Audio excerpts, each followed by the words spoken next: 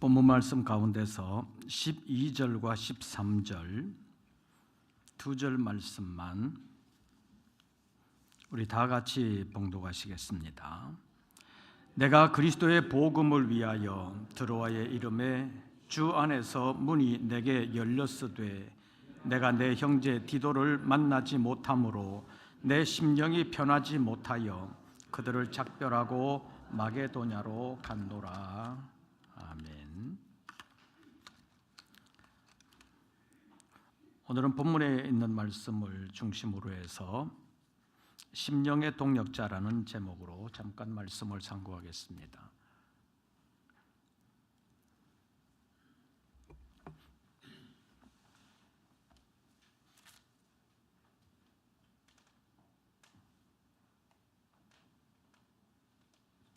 제목이 뭐라고요?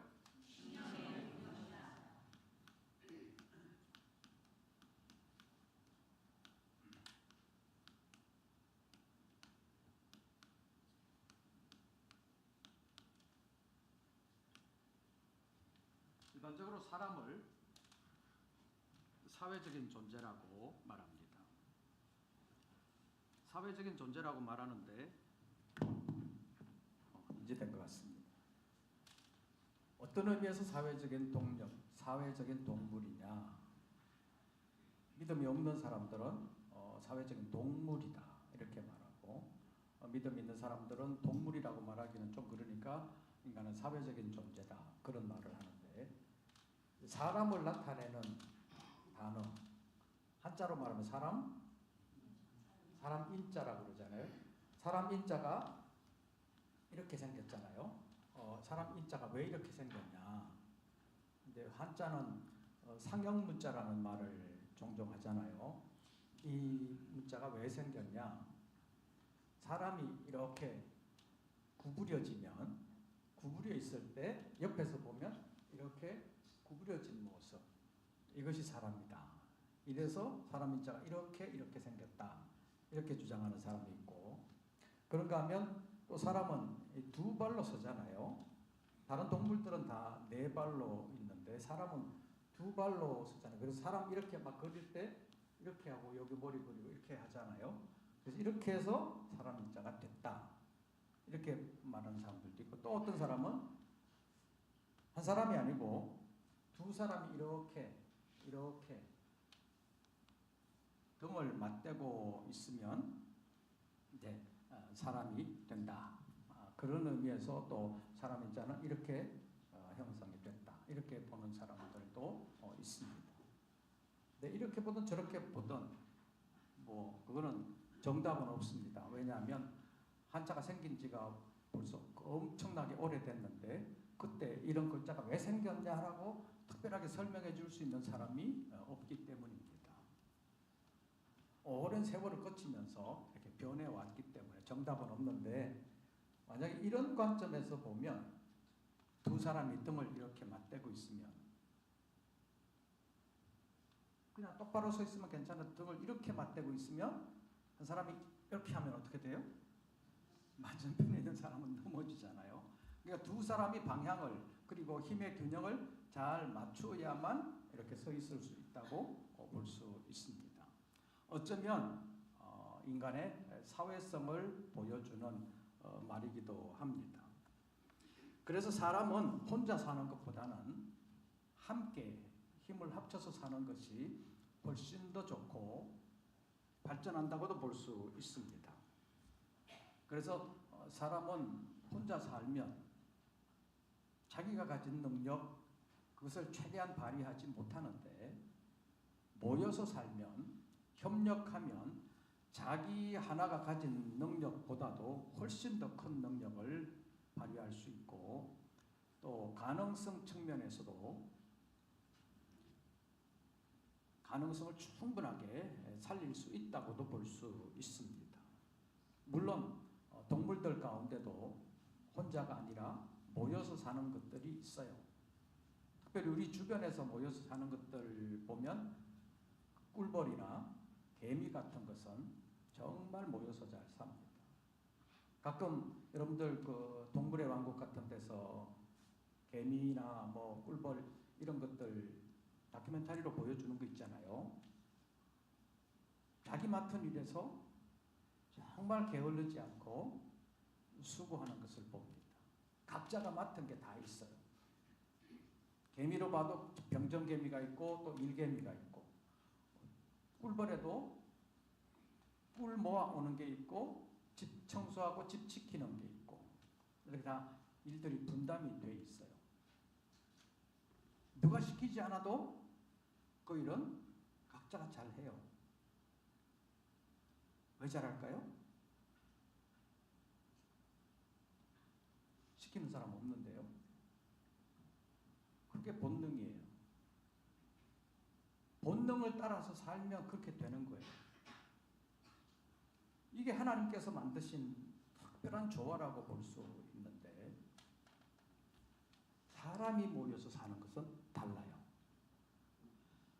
다른 군집 생활을 하는 동물들은, 곤충들은 그냥 본능에 따라서 살면 그 사회가 이루어지는 거예요. 그런데 사람은 모여서 살 때 본능대로 살면 그 사회는 완전히 깨지고 맙니다. 사람은 본능을 억제하고 좀 더 가치 있는 공공선을 위해서, 좀 더 가치 있는 삶을 위해서 본능을 억제하면서 살아야 되는데, 요즘 와서 보면 그렇지 않은 쪽으로 가고 있다는 것을 발견할 수 있습니다. 우리나라만 봐도 60, 70년대 한참 경제개혁 한다고 그러고 나라의 발전을 위해서 한다고 할 때 학교에서 미신 섬기면 된다고 그래요? 안 된다고 그래요? 여러분들 학교 다닐 때 배우셨어요? 미신 섬기면 안 된다고. TV에서도 미신 섬기는 것 방영하면 안 된다고 해서 여러 가지 제약이 있었습니다. 그런데 88 올림픽 이후에 영적인 분위기가 확 바뀌어가지고 한국적인 것이 세계적인 것이다. 그래가지고 한국의 지리산에도 그 무당들 했던 거, 옛날 재단 만들어놨던 거 이런 거 다 복원시키면서 어쩌면 영적으로 보면 무당 쪽으로 상당히 기울게 됐다고 볼 수 있습니다. 그것이 영적으로 보면 옛날로 되돌아간 것이라고 볼 수 있고, 하나님 편으로서부터 사탄 쪽으로 옮겨가는 계기가 되었다고 볼 수 있습니다.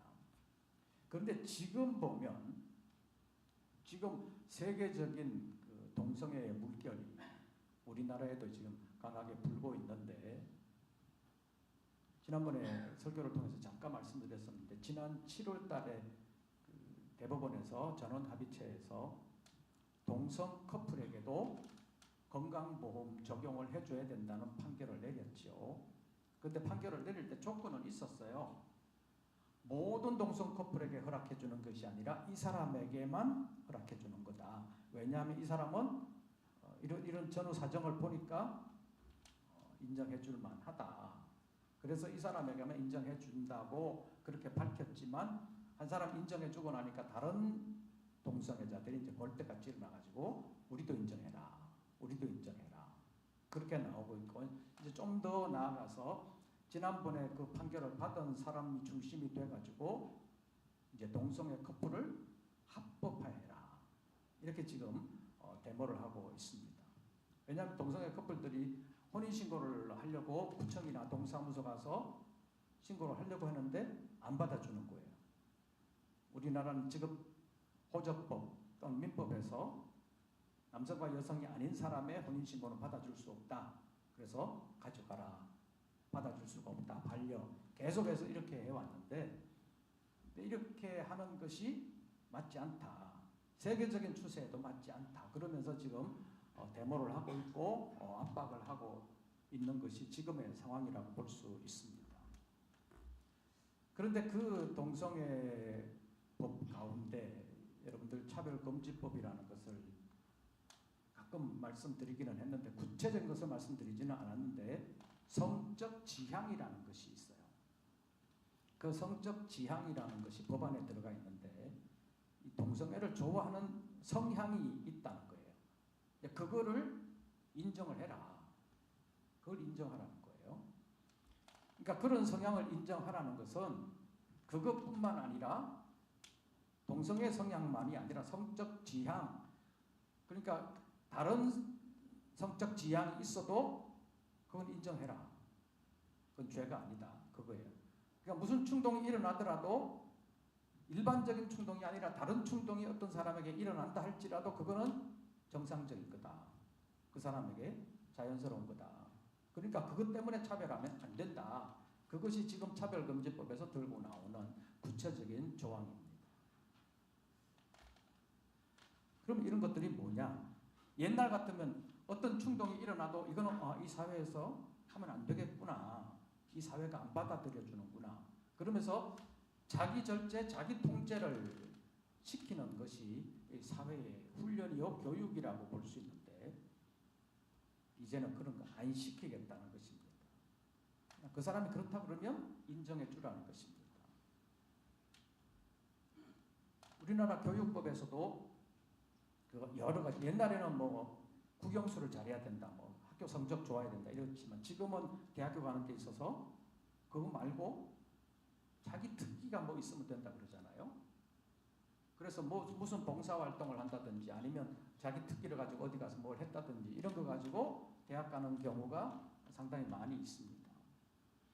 그러니까 일률적인 기준 말고 그 사람에게 특화된 거는 그 사람에게 길러줘야 된다. 장점을 개별적으로 살려주는 것은 좋지만 그렇다고 해서 그 사람이 원하는 것이라고 해서 다 인정해 준다면 이 사회가 어떻게 건전하게 건강한 사회로 굴러갈 수 있냐 하는 문제가 나오게 되는 것입니다.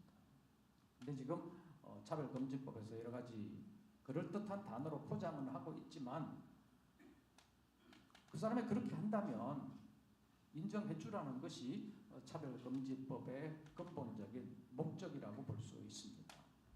그래서 기독교 단체에서 요 단어 빼라, 요거는 빼라. 그래도 절대로 안 빼고 있는 것이 그것만 빼면 인정해 주겠다고 해도 안 빼고 있는 것이 정치권의 현실이라는 것입니다. 왜냐하면 지금 세계적으로 그렇게 가고 있기 때문입니다.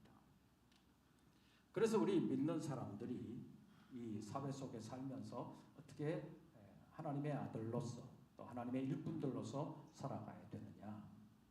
우리 혼자는 사실 힘이 별로 없습니다. 그래서 함께 일하는 것이 필요하다고 말할 수 있습니다. 그래서 동력자 의식이 필요하다고 볼 수 있는데 우리 지금까지의 한국 교회는 개교회주의가 강하게 흘렀습니다.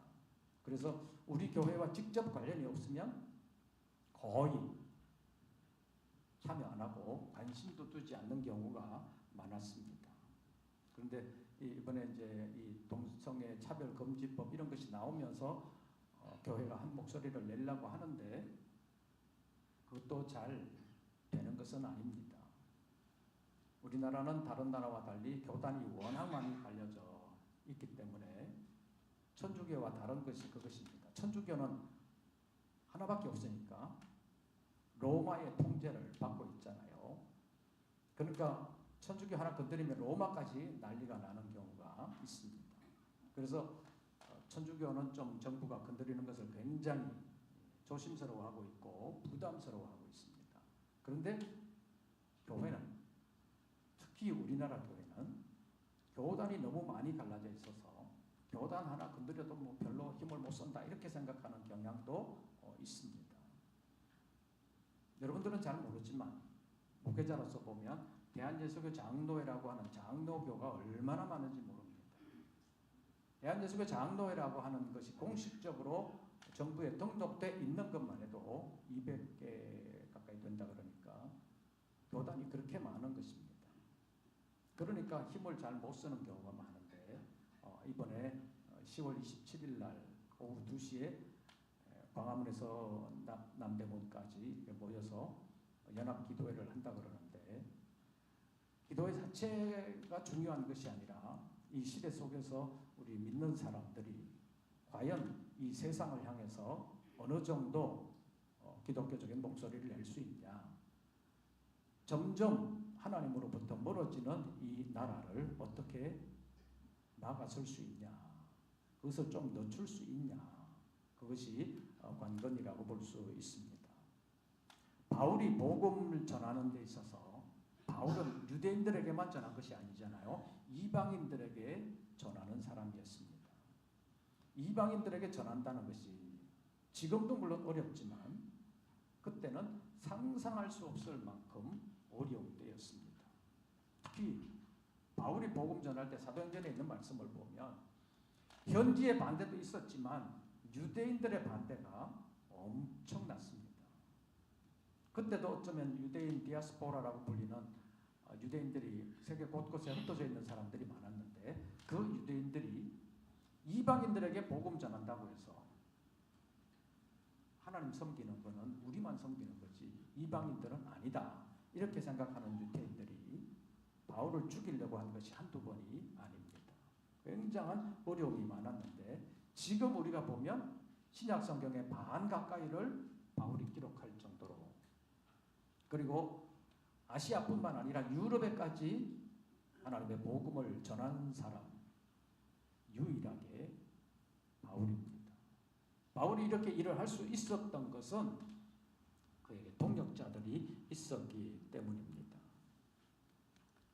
그 동력자들의 도움이 있었기 때문에 바울의 전도 여행 이방 선교가 성공할 수 있었다고 볼 수 있습니다. 오늘 본문에 등장하는 디도도 바로 그런 사람입니다. 오늘 본문 말씀 다시 보시죠. 제가 12절을 읽으면 여러분들이 13절을 읽어주시기를 바랍니다. 내가 그리스도의 복음을 위하여 드로아에 이름에 주 안에서 문이 내게 열렸으되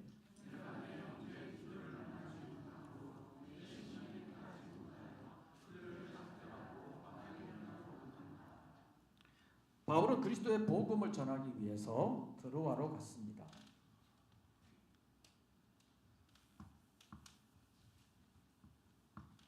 드로아에서 복음을 전했습니다. 드로아에서 복음의 문이 열렸다고 했습니다.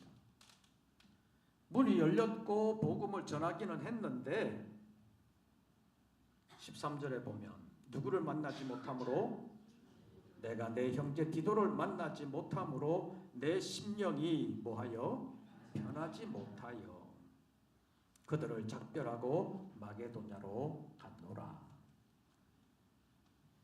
그래서 본문의 배경을 보면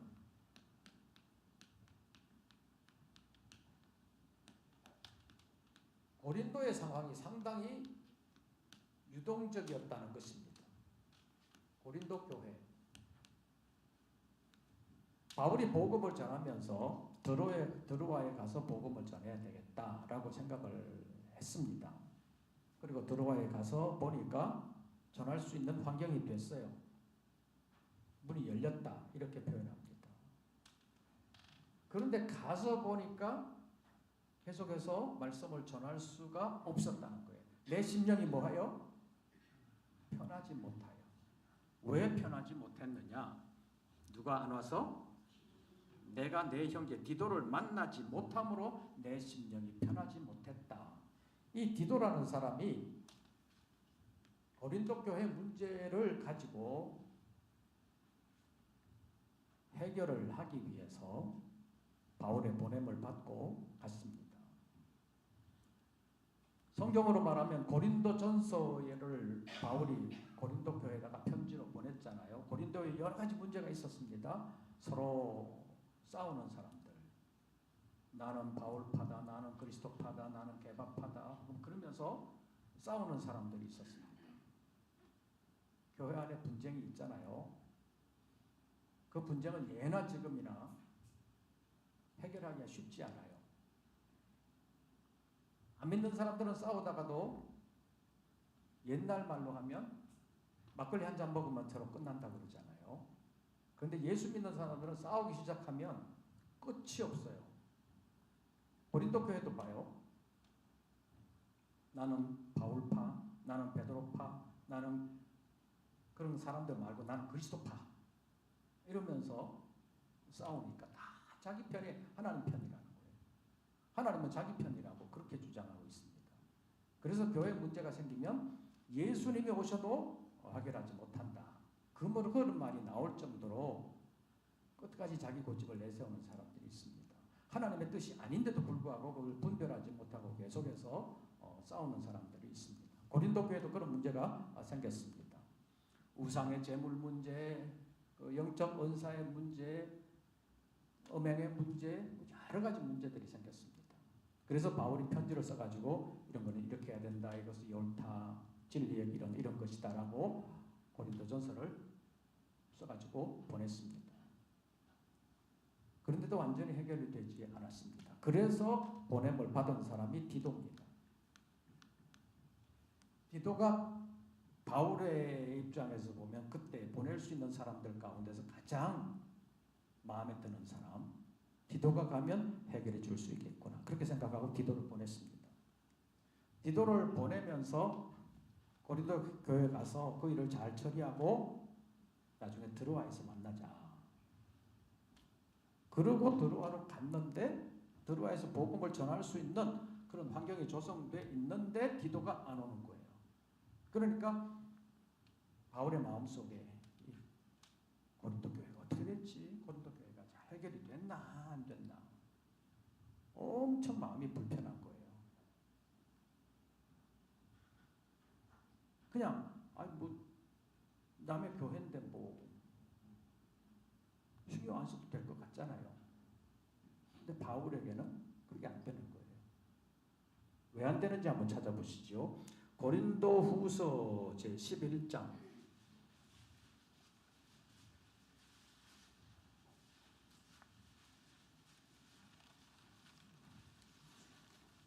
고린도 후서 11장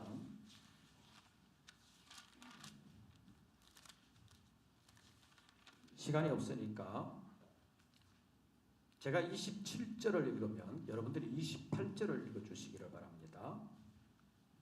고린도 후서 11장 27절을 제가 읽습니다. 또 수고하며 애쓰고 여러 번 자지 못하고 줄이며 목마르고 여러 번 굶고 춥고 헐벗었노라.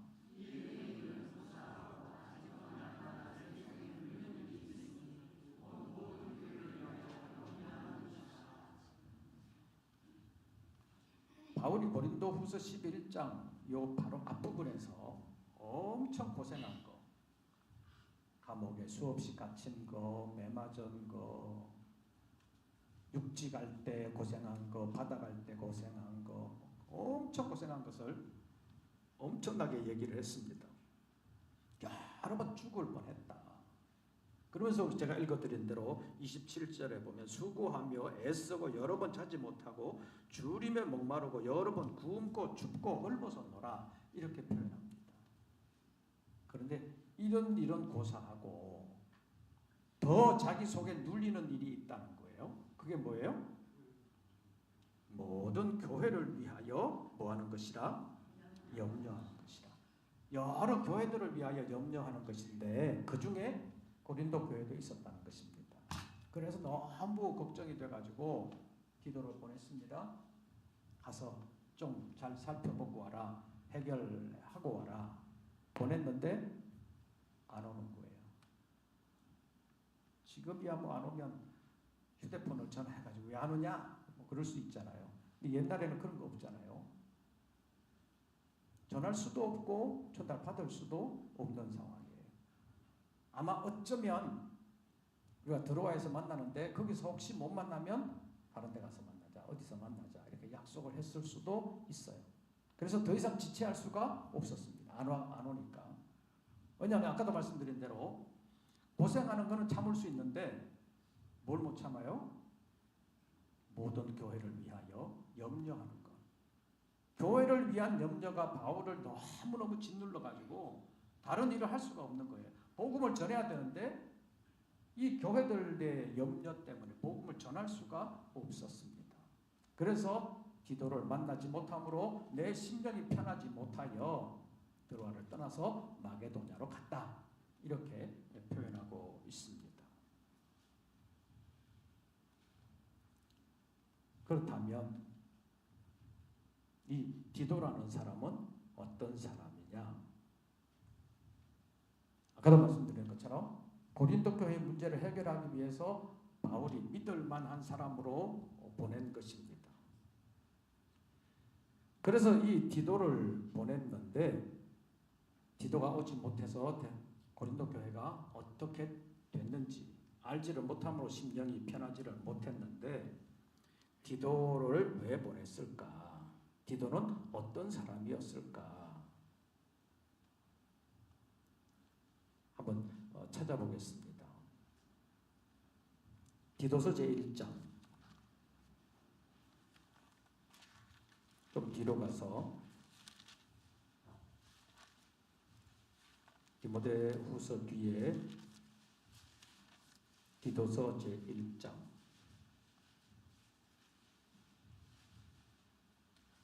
1절부터 4절까지의 말씀.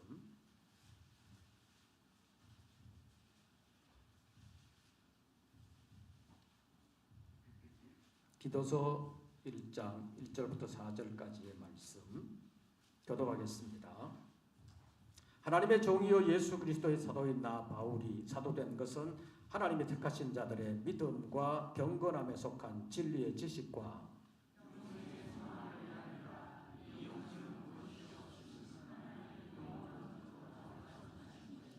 자기 때에 자기의 말씀을 전도로 나타내셨으니 이 전도는 우리 구주 하나님이 명하신 대로 내게 맡기신 것이라.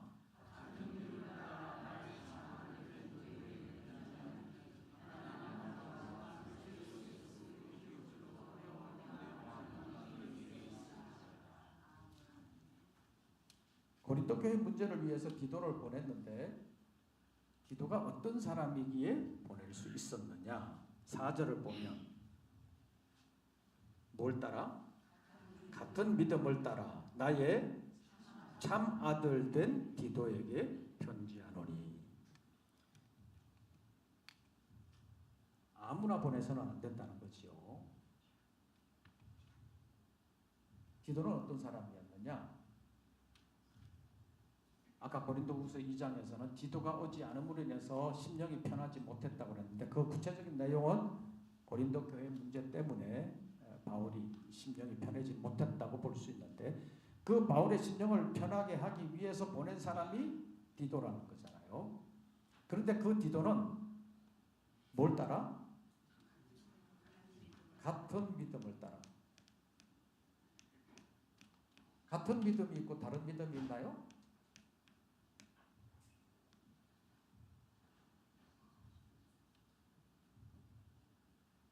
같은 믿음이 있고 다른 믿음이 있어요? 예수 믿는 믿음 가운데 같은 믿음이 있고 다른 믿음이 있어요? 있어요? 없어요? 교회는 다 같은 교회 아니냐, 다 같은 믿음 아니냐 이렇게 말하는 사람들도 있잖아요. 근데 전에 말씀드린 것처럼 믿음에 있어서 여러 가지 다양성이 있어요. 예수 믿는 믿음 가운데서도 또 교회 가운데서도 같은 장로교 안에서도 교회마다 특징들이 다 있다는 거예요. 그리스도의 몸으로서의 하나된 교회라는 큰 이론적인 카테고리는 있지만 그 안에 각 교회의 특징들이 다 있는 거예요. 우리 몸에서 머리만 있는 것이 아니라 손과 발이 있고 다른 각 지체가 있는 것처럼 교회도 사명이 어쩌면 좀 달라 보이는 것 같은 교회들이 상당히 있다는 것입니다. 그러니까 그 교회들은 다 다른 것 같은데 크게 보면 그리스도의 몸된 하나의 뜻을 이루어가는 교회라고 말할 수 있습니다. 그런데 그 다양성 속에서 우리가 그리스도의 몸된 교회로서의 통일성을 유지하면서 함께 협력을 잘 하면 되는데 그 다른 것을 인정하지 못하는 사람들이 가끔은 있어요. 어느 교회는 이런데 왜 우리 교회는 이러냐? 그렇게 생각해 다양성을 인정하지 못하는 경우가 있어요. 그러면 이제 서로 이제 불편해지는 거죠. 바울이 전하는 복음, 유대인들에게 보면 약간 이단적인 것 같아요. 왜냐하면 유대인들만 구원한다고 생각하고 있었는데 이방인들에게 복음을 전하는 것을 보면서 이방인들에게 뭐하러 전하냐? 그건 선민도 아닌데 하나님의 구원 대상도 아닌데 이렇게 생각하는 유대인들이 있었기 때문입니다. 그래서 유대인들의 반대를 많이 받았는데 오늘 지금에 와서 봐도 같은 이방인 안에서도 교회마다 믿음의 특징이 조금씩 다르고 또 추구하는 사명의 성격이 조금씩 다릅니다. 그런데 그 다름을 아름답게 인정하면서 서로 보완해 나가면서 아름답게 관계를 유지해 나가면 괜찮은데 그것이 잘 안 될 수도 있습니다. 그런데 바울에게 같은 믿음을 따라 참 아들 된 디도가 있었다는 것입니다. 바울의 믿음을 본받으면서 바울의 믿음의 지도를 잘 받는 사람이 있었는데 그가 디도라는 것입니다. 바울은 장가가지 않은 사람입니다. 그런데 오늘 본문 4절 말씀에 보면 같은 믿음을 따라 뭐가 된? 나의 참 아들 된. 자, 같은 믿음 아까 조금 전에 말씀드렸는데 아들이면 아들이지 뭐 참 아들이 있어요? 참 아들 아닌 아들도 있습니까? 여러분들 아들은 어때요? 참 아들이에요? 아들이라고 다 같은 아들은 아닐 수 있잖아요. 그냥 아들이죠. 근데 조금 더 나가면 남 같은 아들도 있어요. 남 같은 아들. 별로 관심 안 쓰는 남 같은 아들. 근데 조금 더 나가면 남보다 못한 아들도 있어요. 아이고 저 원수, 왼수. 저것만 없으면 가정이 편안할 텐데. 그런 생각이 드는 아들도 있어요. 조금 더 나가면 완전히 원수 같은 아들이에요. 같은 하늘 아래에서 두 번 다시 보고 싶지 않은 아들. 그런 아들도 있을 수는 있는데 진짜 혈연적인 아들도 아닌데 디도는 어떤 믿음을 따라? 같은 믿음을 따라 뭐 아들? 참 아들 된 디도. 이 사람을 고린도 교회의 문제 해결을 위해서 보냈다는 것입니다. 그러니까 디도는 바울의 심령을 편하게 해주는 동력자였다는 거예요. 심령을 편하게 해주는 동력자. 그래서 우리가 교회 생활을 하면서 이런 동력자들이 필요한 거예요. 이런 동력자들이 필요한 거예요. 그래서 우리 성석교회가 편안하게 앞으로 사명을 잘 감당하기 위해서 이 다음 세대들이 이런 믿음을 가져야 되는 거예요. 다음 세대들이 같은 믿음을 가지고 함께 협력하는 나가는 교회가 되면 그 교회가 하나님의 뜻에 합하게 분쟁 없이 아름답게 나갈 수 있는 교회가 될 수 있습니다. 그래서 교회 나름대로 어떤 전통 비슷한 것이 있지요. 그 전통을 잘 이어가는 교회를 보면 다음 세대 가도 좀 괜찮겠구나. 그렇지만 그 선배들의 전통을 완전히 부정하는 다음 세대가 되면 아이고 제대들이 활동할 때가 되면 앞으로 교회가 어떻게 되려나 걱정스러운 교회들도 있습니다. 그래서 우리가 다음 세대를 위해서 기도해야 합니다. 같은 믿음을 가지고 교회 전통을 아름답게 지키면서 사명을 끝까지 감당할 수 있는 교회가 되어야 된다. 그 다음에 또 한 가지는 이제 제가 전에도 한번 말씀드렸는데 이제 은퇴가 4년 남고 보니까 다음 목회자는 누가 올까 그런 생각을 해보면서 한국 교회가 그 문제가 생기는 가운데 후임과 전임, 그러니까 원로 목사와 후임 목사 이 문제 때문에 갈등을 겪고 있는 교회들이 많잖아요. 그렇게 되면서 교회가 굉장히 어려움을 당하는 교회들이 현실적으로 좀 있습니다. 그래서 우리 교회가 후임 목사도 이런 믿음을 가진 사람이 오면 아무 문제가 없이 더 성장시킬 수 있고 더 협력해 나갈 수 있는데 그렇지 않으면 상당히 힘들 수도 있겠구나 그런 생각을 해봅니다. 그래서 바울에게 있어서 이 디도와 같은 참 아들 된 사람이 두 사람이 있는데 하나는 디모데고 하나는 디도입니다. 디모데전서 1장을 한번 보십시오.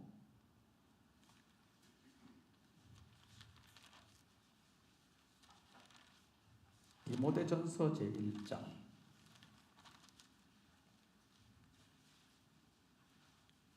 제가 1절을 보면 여러분들이 2절을 읽어주시기를 바랍니다.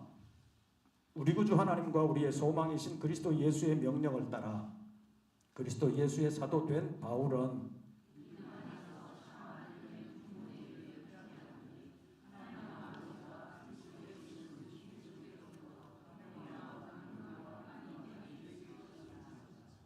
여기서 디모데에게도 2절에 보면 뭐 안에서 믿음 안에서 뭐가 된 참 아들 된 같은 믿음을 따라 참 아들 된 디도 믿음 안에서 참 아들 된 디모데 보면 디모데와 디도는 바울의 영적인 아들인데 같은 믿음을 따라서 참 아들 된 디모데 디도였다라는 것을 알 수 있습니다. 그래서 디모데에게 일을 맡기거나 디도에게 일을 맡기면 바울의 마음이 편안했다고 볼 수 있습니다. 가끔 어떤 일을 맡기면서도 편하게 못 맡기는 사람도 있을 수 있잖아요. 그런데 디모데와 디도는 일을 편하게 맡길 수 있는 사람이었다는 것입니다. 우리가 교회 일을 하면서 오늘 2.3 남선교회가 헌신 예배를 드리는데 누구에게 묻던 일을 맡기면 심령 편하게 그냥 믿음으로 맡겨놔도 잘할 거다. 그런 사람이 우리 2.3 남선교회 회원들 되시기를 바랍니다. 가끔은 문제를 일으키는 사람들도 있잖아요. 뭐 문제를 맡기면 저거 또 문제 뭐 안 일으키려나 상당히 신경 쓰이는 사람이 있을 수도 있습니다. 그런데 오늘 헌신을 하지만은 우리 2.3 남선교회 회원들 모두는 바울에게 심령을 편하게 해주는 동력자 디모데와 디도가 있었던 것처럼 여러분들이 주님의 마음을 편하게 해주는 주님의 동력자들 되시기를 바랍니다. 한 단계 더 나아간다면 제 마음도 편하게 해주는 그런 동력자들이 되면 좋겠습니다.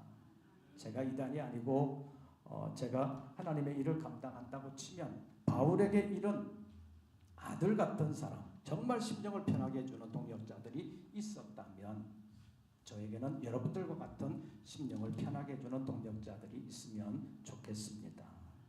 2.3 남성교회만이 아니라 우리 모든 성도들이 그런 동력자들 되시기를 바랍니다.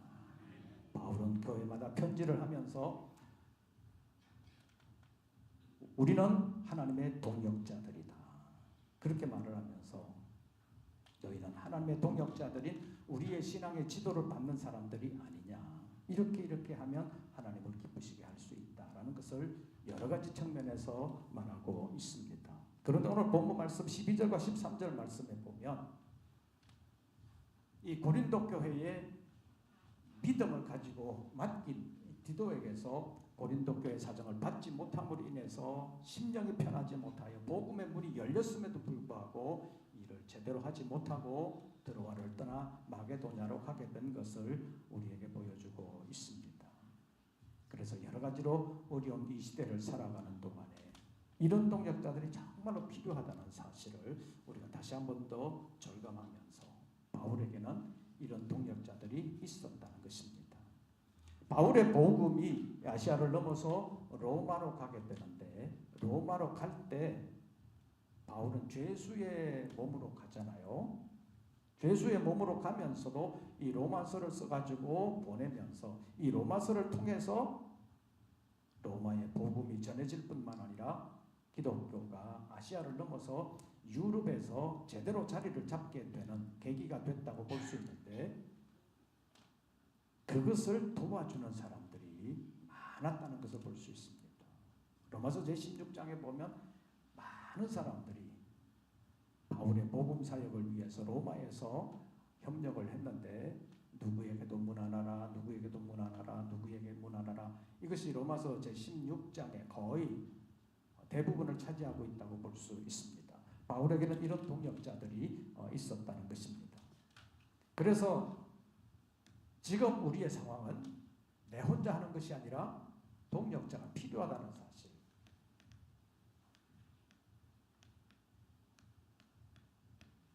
그래서 동역자가 필요하기는 한데 우리는 어떤 이익을 추구하는 회사들과 달리 이익을 추구하는 회사들은 어떤 결과물만 내면 되잖아요. 그 사람이 어떤 사람이든 상관없어요. 어떤 제품만 잘 만들면 돼요.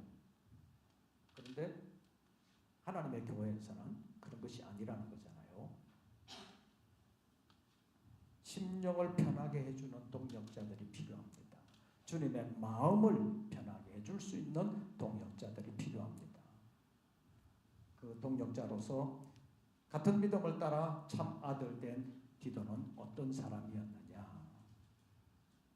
바울의 가르침을 따르고 바울에게 순종하는 사람이었다고 볼 수 있는데 성경에서 순종의 대표적인 아이콘이 누구냐면 이삭입니다. 전에 창세기 22장 공부하면서 우리가 살펴봤잖아요. 창세기 22장에서 모리아산으로 가는, 그리고 모리아산에서 자기 몸을 결박당하면서까지 아버지에게 순종한 이삭. 이것이 순종하는 그리스도를 예표하는 것이었을 뿐만 아니라 오늘을 살아가는 우리에게 순종의 모습은 이런 것이다 라는 것을 보여주는 것이었습니다. 이삭은 자기를 불태워 제물로 바치려고 하는 그 장작을 지고 간 사람이잖아요. 자기를 태워 죽이려고 하는 장작까지 지고 간 사람이 이삭입니다. 왜 이렇게 하냐? 한마디도 묻지 않았습니다. 아버지 이러면 안 돼요 그러면서 거부하는 행동 한 번도 하지를 않았습니다. 아버지 하는 대로 맡겨둔 것이 이삭의 순종이라고 볼 수 있습니다. 그래서 어쩌면 아브라함과 이삭과 야곱의 생애 가운데서 가장 편하게 평안하게 특별한 일 없이 산 사람이 이삭이라고 볼 수 있다는 것을 전에도 말씀드린 바 있습니다. 순종하는 이삭과 같은 마음을 가지고 바울 사역의 전도 여행에 참여했던 사람이 디모데와 디도 같은 사람입니다. 그래서 내가 무엇을 어떻게 많이 해주냐 그것이 중요한 것이 아니라 우리 믿는 사람에게는 결과물보다 그 과정이 더 중요하다고 말할 수 있습니다. 디모데와 디도처럼 바울의 심령을 편하게 해줄 수 있는 동역자, 그런 사람들이 오늘날 교회에 필요하다고 말할 수 있습니다. 어떤 결과물을 그럴듯하게 내는 사람이 필요한 것이 아니라 심령을 편하게 해주는 동역자가 필요합니다. 왜냐하면 하나님은 하나님의 일을 하나님의 사람들을 통해서 하시기 때문입니다. 궁극적으로 일하시는 분은 하나님이십니다. 바울은 심었고 아볼로는 물을 주었다고 말했지만 그 복음을 전하여서 교회를 세운 사람, 그 이후에 교회를 맡아서 수고했던 사람은 있었지만 오직 자라나게 하시는 이는 누구시니라? 하나님뿐이니라. 하나님이 하시는 일에 쓰임받는 하나님의 동역자들이 필요합니다. 그 동역자들의 마음을 편하게 해줄 수 있는 사람, 심령을 편하게 해줄 수 있는 사람, 그런 사람이 오늘날 이 시대에 필요하다고 말할 수 있습니다. 오늘 이 성경을 통해서 헌신을 다짐하는 우리 23 남성교회 회원들이 그리고 우리 모든 성도들이 주님의 마음을 편하게 해줄 수 있는 사람, 주님의 마음을 더 시원하게 드릴 수 있는 사람 되시기를 바라고 서로가 서로에게 부담이 아니라 상처를 주는 사람이 아니라 심령을 편하게 해줄 수 있는 동역자들 되시기를 주의 이름으로 축원합니다. 기도하겠습니다.